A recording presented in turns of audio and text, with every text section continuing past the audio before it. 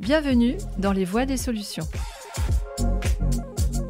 Parce que j'ai la chance de croiser des personnalités engagées pour un monde plus inclusif, j'ai souhaité partager ces rencontres avec vous dans cette série de podcasts. De courage, de combativité et aussi de résistance et de construction, il en est question aujourd'hui dans les Voix des solutions, avec Carlos de Cordoue, qui dirige depuis 6 ans la Banque du Crédit Agricole en Ukraine et qui, depuis plus de 2 ans déjà, vit de plein fouet la guerre en Ukraine. Bonjour Carlos. Bonjour Véronique. Vraiment heureuse de te retrouver et d'échanger avec toi sur la situation en Ukraine et aussi sur ton expérience de dirigeant d'une grande banque en temps de guerre. Mais d'abord, laisse-moi te présenter. Carlos, tu as un sacré parcours au Crédit Agricole. Un parcours tout à la fois terrain, tu as été directeur d'agence dans notre réseau de proximité, et aussi tu as un parcours international en Asie, en Serbie, pour devenir dirigeant de la banque du Crédit Agricole en Ukraine, une banque parmi les plus solides du pays, à la tête de 2200 collaborateurs, 140 agences et plus de 400 000 clients. Et puis, ce 24 février 2022, nous découvrons l'offensive russe contre l'Ukraine et la guerre. C'est pour nous en France un moment de sidération et au sein du Crédit Agricole un moment de très grande inquiétude pour tous les équipiers en Ukraine. Carlos, tu étais à Kiev ce 24 février, je m'en souviens. Ma première question est de savoir comment toi, en tant que dirigeant, tu as vécu ces premières semaines. Quelles ont été tes premières réactions? Quelles ont été tes premières décisions? Alors, écoute, oui, ce 24 février, tu parlais de sidération. C'était probablement pour nous une vision un peu de chaos en réalité. On se réveille avec les bruits des bombardements dans les périphéries de Kiev.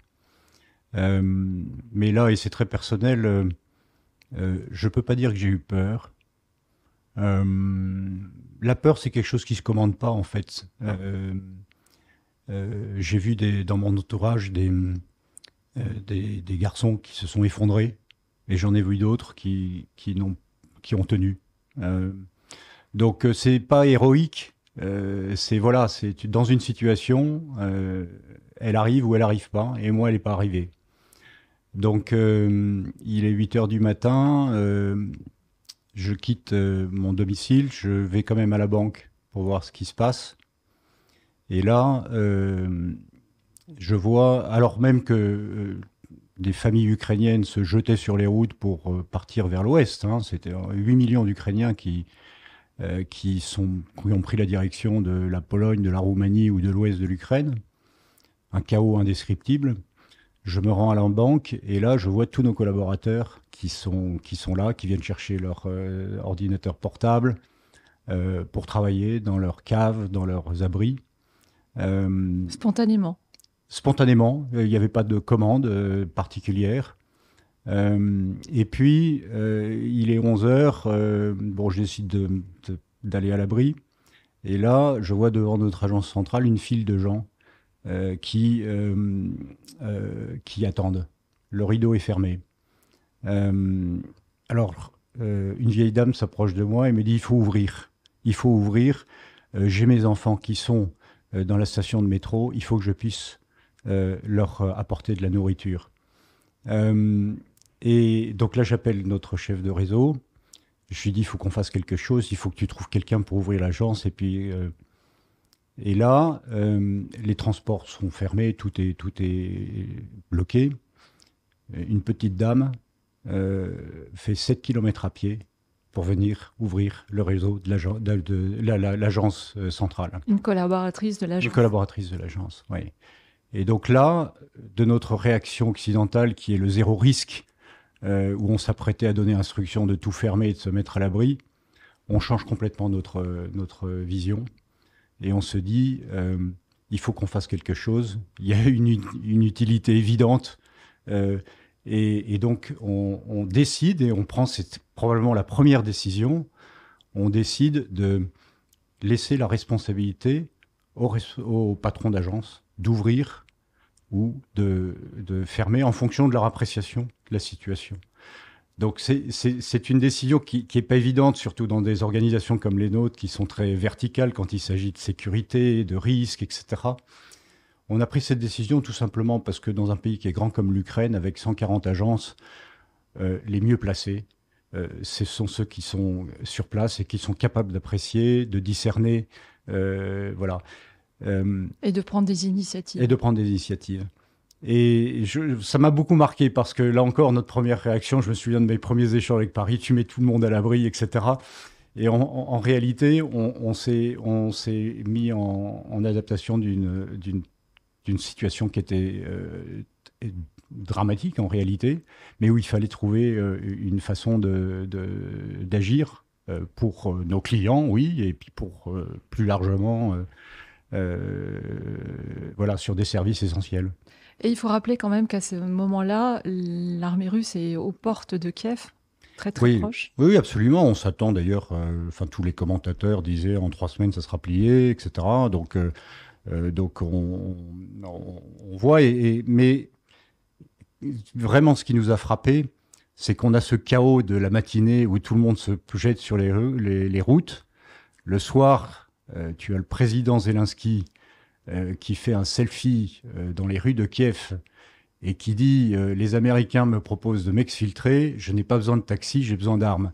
Et vraiment, l'impact a été très fort. C'est-à-dire, le lendemain, j'ai vu que tout le monde réalisait que c'était existentiel en réalité et qu'il fallait, chacun à sa façon, se mobiliser. Oui, c'était son appel à la résistance. Son appel à la résistance, oui.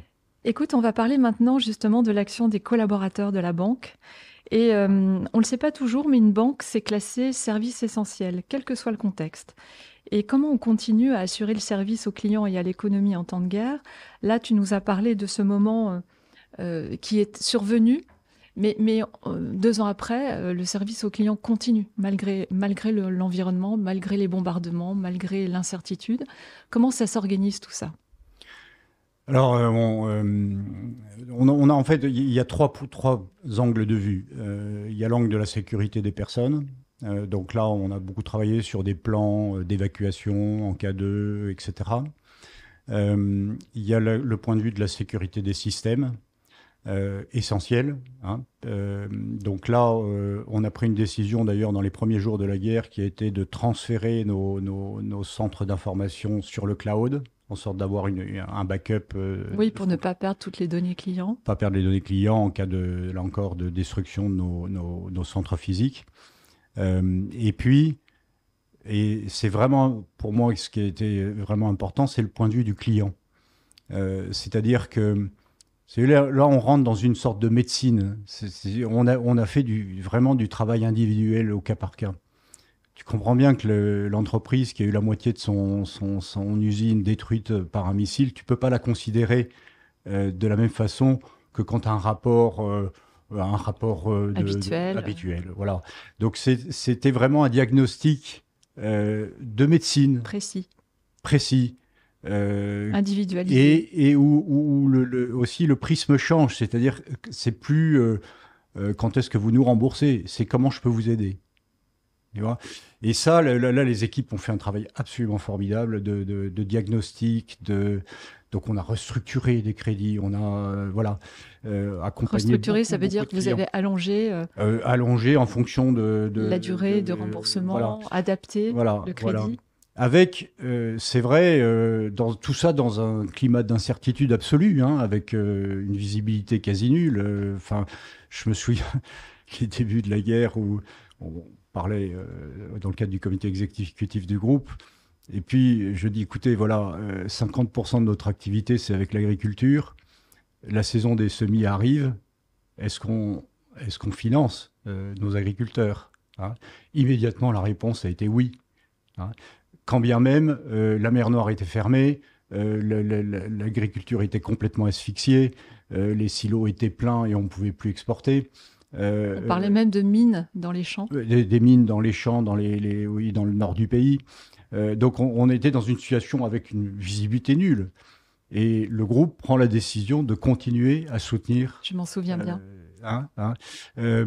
Voilà, c'est des décisions comme ça qui sont prises, qui ne sont pas forcément très orthodoxes, qui sont basées sur, oui, il y a une question de confiance,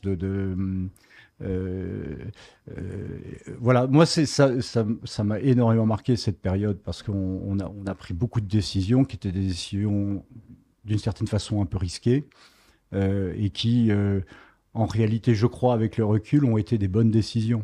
Hein. Voilà, je ne vais pas parler ici de l'activité de la banque, mais on est aujourd'hui une banque solide en Ukraine. On a absorbé le choc risque des débuts de la guerre et surtout, on a eu une discipline de paiement qui nous a vraiment surpris. Hein. C'est-à-dire que les clients restructurés ou se sont vraiment mobilisés aussi pour remplir leurs obligations. Oui, parce qu'il y a ce sentiment que la vie continue, que la vie doit continuer et que les obligations doivent être remplies coûte que coûte. Une sorte de rapport de confiance et de solidarité Exactement. qui est assez, qui est d'ailleurs, à mon avis, qui est la source d'énergie de cette société ukrainienne aujourd'hui. Hein. Oui, qu'on ressent bien. Oui. Moi, il y a une chose qui m'a beaucoup frappée dans tes locaux à Kiev, c'est cette grande pancarte ou ce message que vous affichez qui est You can rely on Crédit Agricole. Vous pouvez compter sur le Crédit Agricole. Ça, c'est quelque chose que tu revendiques beaucoup et que vos équipes, en tout cas sur place, revendiquent beaucoup. Oui, oui, oui. Du fait de cette relation un peu, je dirais, une relation de confiance forte, quoi, qui s'est établie. Oui, oui, et qui visiblement n'est pas de mots, Ouais, mais de ouais, faits concrets. On va parler maintenant des agences et notamment certaines agences qui ont été détruites. On en a vu une à Borodianka récemment qui était dévastée, littéralement. D'autres sont sur des territoires désormais occupés. Certains collaborateurs pourraient être mobilisés dans le contingent ukrainien. Et au moment où nous enregistrons, d'importantes frappes ont eu lieu dans tout le pays, y compris à Kiev, qui ont détruit notamment le plus grand hôpital pour enfants. Carlos, comment est-ce que ça affecte la vie de l'entreprise, ce climat particulièrement incertain et dangereux? Et est-ce que cela a changé ta vision du management? Je crois que oui. Je crois que oui. Moi, ce qui me frappe tout d'abord, c'est je ne rencontre pas d'Ukrainiens qui se plaignent. Voilà, dans nos collaborateurs, je ne vois pas de plaintes. Bien qu'ils aient des raisons de le faire? Il y aurait de multiples raisons. Je vois beaucoup de sourires. Je vois beaucoup d'envie d'être actif, de participer, d'apprendre aussi. Là, on est dans l'intelligence artificielle, on en parle partout. Moi, je vois des collaborateurs qui, le soir, se mettent sur des tutorings pour se apprendre, mettre... voilà, s'y mettre. Donc, il y a une espèce de soif incroyable, compte tenu de la situation, de se projeter dans le futur. Dans le futur, quoi. Donc, tu parlais du management, oui. Surtout dans un univers qui est très, comme le nôtre, hein, de nos métiers, qui est très corseté par des réglementations, des règles de fonctionnement, des procédures, etc. De voir, je réalise en réalité que ça conduit souvent à un peu d'autocensure. C'est-à-dire que les gens sont dans une posture un peu de protection par rapport à tous ces et donc oui, ça freine l'initiative. Hein. C'est des gros freins à l'initiative. Et je réalise que la guerre nous a obligés à libérer un petit peu cette capacité, ces réserves d'énergie qui sont absolument incroyables. Et donc, on a été beaucoup plus dans un rapport, je parlais de confiance tout à l'heure, mais oui, de mise en responsabilité, de faire confiance au discernement des gens. Voilà, de les pousser à prendre la parole, à exprimer, à donner leurs convictions, tu vois. Et donc voilà, donc ça fait réfléchir alors aux organisations de nos entreprises, c'est-à-dire probablement un peu trop verticales et de libérer un petit peu ces réserves d'énergie qui sont en chacun de nous en réalité. Hein. Et que tu contribues notamment en Ukraine à libérer très largement. Qu'on essaye. Carlos, tu as accueilli à Kiev en novembre 2022 et en novembre 2023 Philippe Brassac, directeur général de Crédit Agricole SA, qui est venu spécialement rencontrer et soutenir les équipes de Crédit Agricole Ukraine. J'étais présente lors de son déplacement et à titre personnel, ça a été une grande leçon de vie. Tu en parlais justement. Nos équipes, ce qui m'a beaucoup frappé, ne parlent pas de la fin de la guerre, elles parlent de victoire. Elles ne parlent pas de reconstruction quand la guerre sera finie, parce que la reconstruction, c'est déjà maintenant pour elles. Et quelque chose est détruit, une solution émerge pour la réparer. Donc tu partages cela, tu constates ça, j'imagine, au quotidien. Oui. Ces deux visites ont été très marquantes d'ailleurs pour nos équipes. Parfois, moi, je me souviens de la première visite où Philippe dit vous n'êtes pas en périphérie du groupe, vous êtes son cœur, vous êtes au centre de la grande famille du Crédit Agricole. Je me souviens un impact absolument incroyable. Parce que c'est vrai que ces entités ont parfois le sentiment d'être un petit peu loin du centre. Hein. Et puis la deuxième visite, le message, c'était précisément un message de projection, un message de l'après, de la préparation. Et c'est ça qu'attendent effectivement les gens. Ils n'attendent pas à ce qu'on arrive avec de la compassion. Non, ils n'attendent pas de compassion. Non. Ils attendent de l'espoir. Et là aussi, le message a été très fort, notamment lorsqu'il a dit, écoutez, voilà, vous êtes une banque solide, profitable, et tout ce que vous faites aujourd'hui, on va le réinvestir en Ukraine. Vos résultats, Donc ça change la perspective, c'est-à-dire qu'on se met dans un état de préparation de cette reconstruction. Tu dis la reconstruction, c'est maintenant. C'est pas une grande reconstruction, mais c'est plus de la réparation. C'est-à-dire qu'aujourd'hui, toute l'action est dirigée vers, là, en ce moment, c'est l'énergie, la crise énergétique. Je vois des initiatives partout de créer des mini-centrales de production d'énergie, voilà. Donc c'est cette espèce de mouvement qui se met en place et qui prépare cette grande phase qu'on attend tous, qui est la phase de la reconstruction. Mais on l'a vu d'ailleurs la première fois, le premier déplacement, Kiev était dans le noir quand nous sommes arrivés. Et le deuxième déplacement, Kiev avait retrouvé la lumière. Donc entre deux, il s'était monté des stratégies de remplacement justement et de réhabilitation de l'énergie. C'était très frappant. Vous étiez effectivement en novembre, où on était dans le noir. En décembre, on pensait que on n'avait plus de chauffage, d'électricité, etc. Et en janvier, l'électricité est revenue. Oui. Carlos, en temps de guerre, la santé mentale est mise à rude épreuve et ça affecte en réalité toute la société et en particulier les enfants. Et depuis le début de la guerre, il y a un grand élan de solidarité au sein du Crédit Agricole. On a créé un fonds dédié, un fonds d'urgence. Et sur le terrain, Crédit Agricole Ukraine est très actif et notamment s'est orienté en particulier sur la santé et sur les enfants. Est-ce que tu peux nous décrire un peu l'action que vous menez et est-ce que pour toi, c'est une autre façon d'accompagner les populations et les collaborateurs ? Oui. Et c'est d'ailleurs très, très demandé par nos collaborateurs. Tu citais hier les bombardements sur Kiev. Donc effectivement, il y a 2 jours, l'hôpital des enfants est bombardé. C'est une tragédie assez terrible. Immédiatement, d'abord, on a fait une donation. 1 heure après le bombardement, on était en mesure d'envoyer les fonds. Et puis, surtout, avant-hier soir, hier soir, un grand nombre de collaborateurs ont participé à l'aide. Mais il s'agissait d'apporter de l'eau, etc. Donc, un grand nombre. Mobilisés, en fait. Un grand nombre, directement, sans qu'on leur demande rien du tout, se sont mobilisés pour aller aider, contribuer. Hein. Donc, il y a là encore, on parlait de solidarité, elle s'exprime comme ça tous les jours. Et donc, ce que le groupe fait est très important, je crois, pour eux. C'est pas que de la communication. On a choisi effectivement l'axe des enfants, de la santé des enfants. On a fait des multitudes de projets qu'on a conduits ensemble, mais aussi des initiatives de caisses régionales, des initiatives de toutes les parties du groupe qui continuent, ça faiblit pas. On traitait hier avec une caisse régionale, la caisse du Morbihan, sur une opération particulière. Donc je crois que c'est ça, un